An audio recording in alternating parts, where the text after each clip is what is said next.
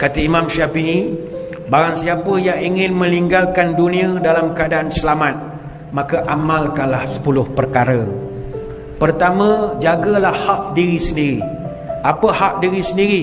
Hak kepada diri ni, kata Imam Syafi'i, jangan banyak tidur, kurangkan makan, kurangkan bercakap benda yang tidak bermanfaat, dan cari rezeki ikhlas, yang halal dengan ikhlas, jangan mengungkit-ungkit.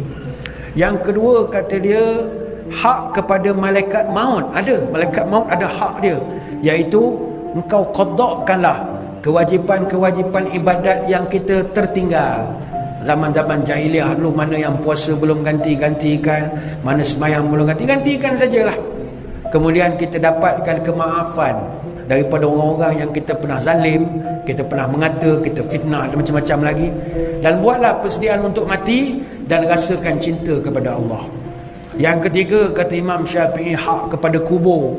Apa hak kepada kubur? Buang tabiat suka memfitnah orang, buang tabiat suka buang air kecil berata-rata, banyakkan semayang tahajud, bantulah orang-orang yang dizalimi. Kita tahu orang tu hidupnya dizalimi, kita bantu dia. Itu hak kepada kubur.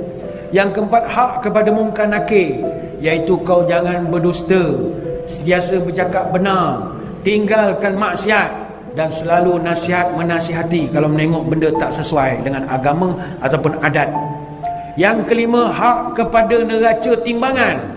Kata dia, tahanlah kemarahan, banyakkan berzikir, ikhlaskan ketika beramal, dan mesti sanggup menanggung kesusahan ketika beribadat. Banyak bersabar.